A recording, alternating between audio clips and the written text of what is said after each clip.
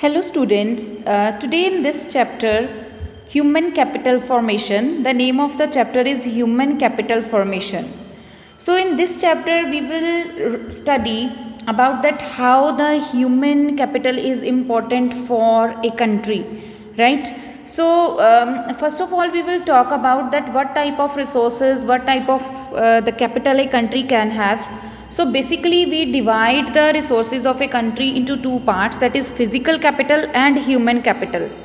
Physical capital and human capital both are important resources for any country, right? But wherever physical capital is just important, human capital is very important, because when we are talking about physical capital, we talk about plant and machinery, we talk about these plant and equipments, we talk about agriculturable land, we talk about industries, we talk about forest areas, we talk about other natural resources.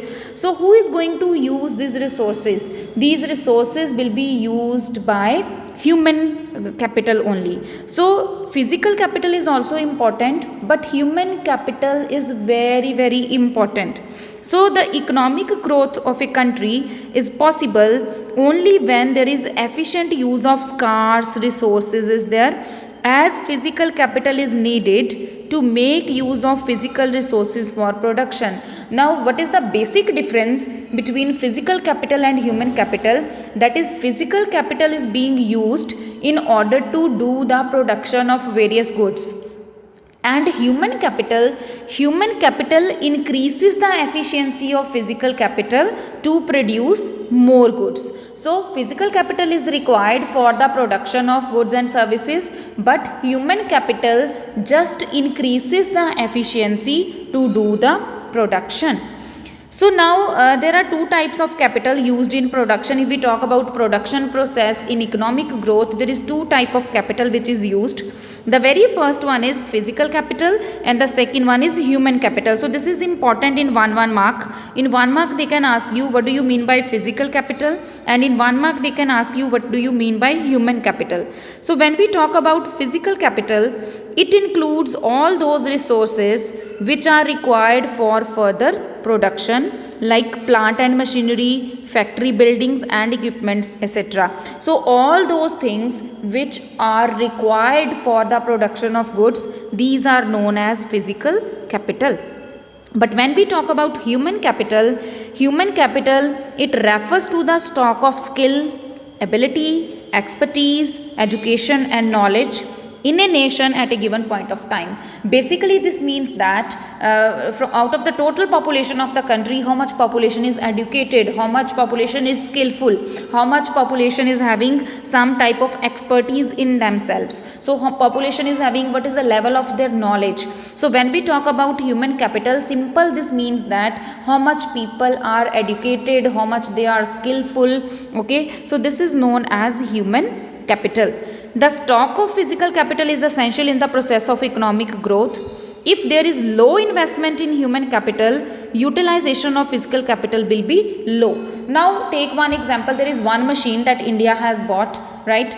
But there is no engineer, there is no such person who can operate the same machine, who is not having knowledge. So even if we have that machine, but because we do not have the sufficient knowledge to run that machine, that is why that machine will also remain idle only. We cannot take the utilization from the same type of machine. So if we talk about agriculture, we have agriculturable land. Who will cultivate the land? Human capital only. Now let's take the example that two farmers are there. One farmer is educated, he is fully aware of the techniques of agriculture, and the other farmer is there who is illiterate, he does not have any skills, any knowledge. So who will get good returns? Automatically the farmer with good knowledge, with good skill, with good education, that farmer will cultivate the land in a good way. Then automatically production will be more. And the farmer who does not have knowledge, who does not have skill or any technical knowledge,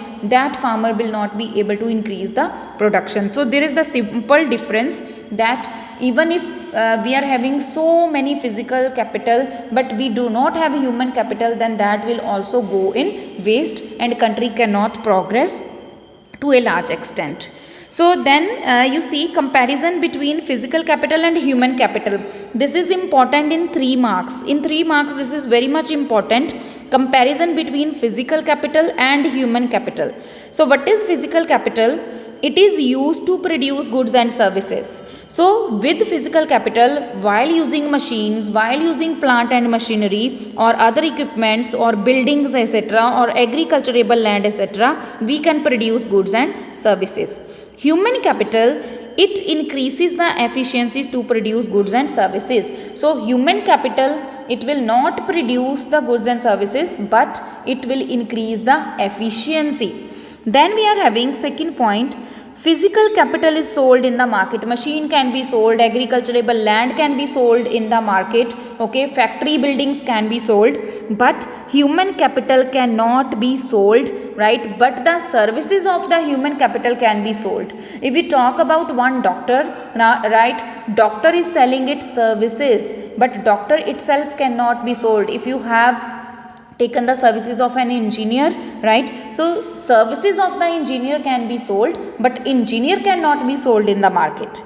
Then the third point is, it depreciates over time due to continuous use or due to change in the pattern of demand. As more and more land we are using, as more and more this machinery we people are using, so at one point of time it starts to depreciate. The value of these things starts to depreciate. But when we talk about human capital, more and more we will use our skills, more and more we will use our knowledge, right? Then human capital will never depreciate. Rather than that, when you will use your knowledge, you will get more knowledge out of the same. So physical capital can be depreciated, but human capital cannot be depreciated. Then physical capital, like machinery, is separable from its principal. So there is one machine and machine belong to person A, right? You can separate the machine from the owner, right? And you can take the machine anywhere. But if we talk about human capital cannot be separated from the principal. So if you are saying that you will take the doctorate out of the doctor, right, whatever the knowledge of the doctor is there, that you will taken away and you will keep the doctor away from that, it is not possible at all. So when we are talking about human capital, the owner, the engineer and whatever his skills are there, that cannot be separated. Then we are having fifth point. Formation of physical capital is an economic and technical process. So when we are making physical capital, this is an economic concept and this is a technical process. But when we are talking about human capital, this is a social process and this is partly a conscious effort of the possessor of the human capital. Human capital, how much human capital is skillful, how much human capital is educated, how much knowledge the human capital is having, that depends upon the society, in which society we people are living and what type of knowledge we are getting out of the same society. So human capital depends upon the social norms as well. You see the countries like Japan, where the people, their work culture is so much impressive that they cannot sit idle. While you see the society in India, you will see every second third person wants to remain idle only. So if you are in India, then you cannot use your skills properly. Why? Because in India there are the social norms that don't do work and you just want to earn money. But social norms makes human capital more powerful, and this depends upon your conscious part also. If your consciousness is allowing you that you have to do good work, you have to go ahead in life, right, you have to go through the struggle and you have to achieve something, so then human capital is self motivated also. It is not only society is driving you, but in many cases this is your self consciousness also, which is making you that you want to learn this thing, that you want to achieve this thing, that you want to get this skill. So it depends upon you also, and it depends upon the society also in which you people are living. And then we are having human capital formation. Human capital formation means how we can make more people more skillful, more educated, more expert, right? So human capital formation implies the additions to the stock of abilities and skills among the population of the country. The one person is there, earlier he is having only skill up to 10%, but now with more education we can enhance the skills to 50%. Again with more training we can enhance the skill to 70%. So this is their human capital formation, means how more and more skills can be given to the population of the country. Then human capital formation is the process of acquiring and increasing the number of persons who have the skills and expertise which are important for the economic, social and political development of the country. So this simply means human capital formation means how to acquire more and more skills and more expertise.